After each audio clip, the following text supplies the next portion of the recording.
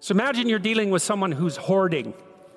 Now, people who are hoarding are often older or neurologically damaged, or they have obsessive compulsive disorder.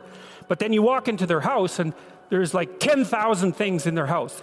There's maybe 100 boxes, and you open up a box, and in the box there's some pens and some old passports and some checks and their collection of silver dollars and some hypodermic needles and some dust and, a dead mouse. And there's boxes and boxes and boxes like that in the house. It's absolute chaos in there. Absolute chaos, not order, chaos. And then you think, is that their house or is that their being? Is that their mind? And the answer is, there's no difference.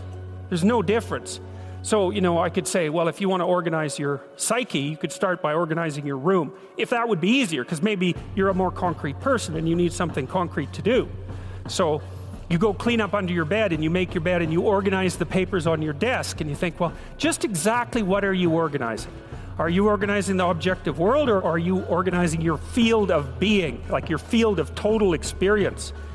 And Jung believed that, and I think there's a Buddhist doctrine that's sort of nested in there, that at the highest level of psychological integration, there's no difference between you and what you experience.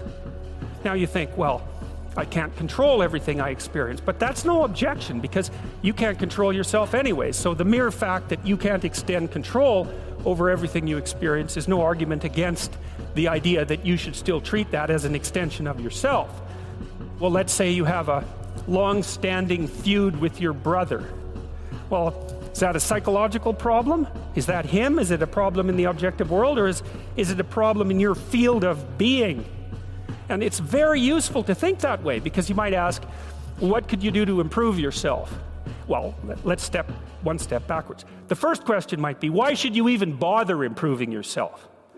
And I think the answer to that is something like, so you don't suffer any more stupidly than you have to.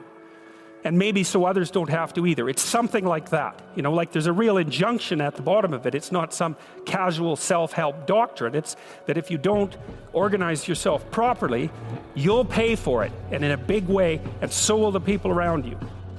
And you could say, well, I don't care about that, but that's actually not true. You actually do care about that, because if you're in pain, you will care about it. And so you do care about it, even if it's just that negative way. It's very rare that you can find someone who's in excruciating pain who would ever say, well, it would be no better if I was out of this. Sort of pain is one of those things that brings the idea that it would be better if it didn't exist along with it. It's incontrovertible. So you get your act together so that there isn't any more stupid pain around you than necessary.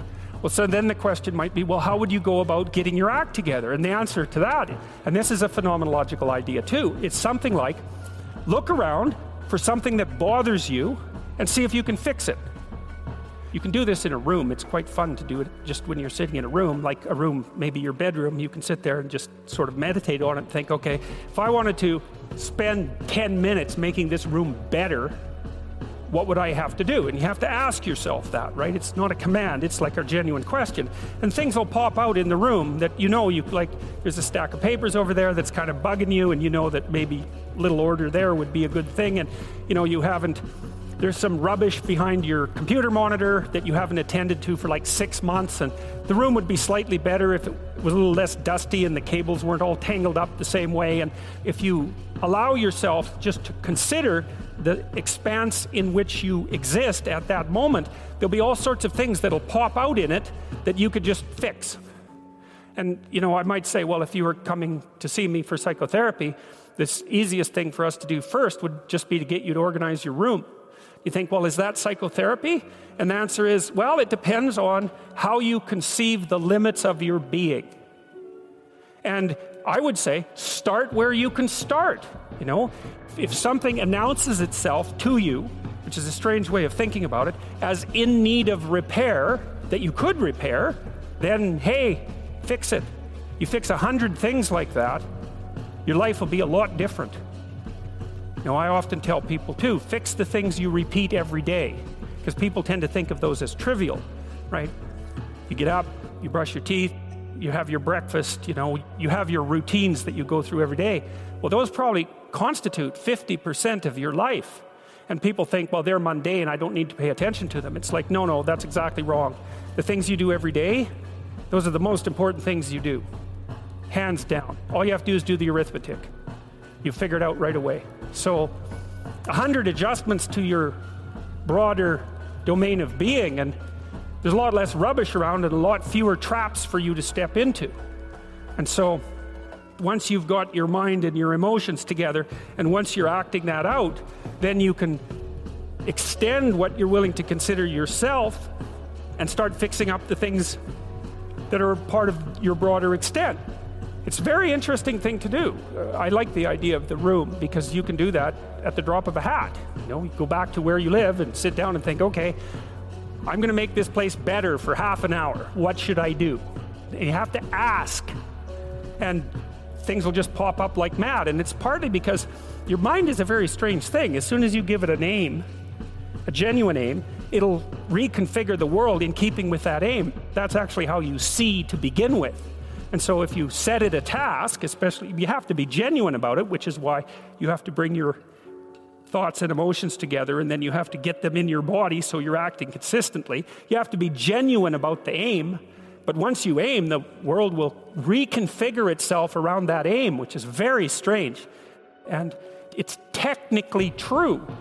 The best example of that, you have all seen this video where you watch the basketballs being tossed back and forth between members of the white team versus the black team, and while you're doing that, a gorilla walks up into the middle of the video and you don't see it. It's like, if you thought about that experiment for about 5 years, that would be about the right amount of time to spend thinking about it.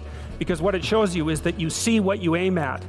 And that, man, if you can get one thing through your head as a consequence of even being in university, that would be a good one. You see what you aim at. And so because one inference you might draw from that is, be careful what you aim at, right? What you aim at determines the way the world manifests itself to you. And so if the world is manifesting itself in a very negative way, one thing to ask is, are you aiming at the right thing? Now, I'm not trying to reduce everybody's problems to an improper aim. People get cut off at the knees for all sorts of reasons. They get sick, they have accidents. There's a random element to being, that's for sure. And so you don't want to take anything, even that particular phrase, too far. You want to bind it with the fact that random things do happen to people, but it's still a great thing to ask.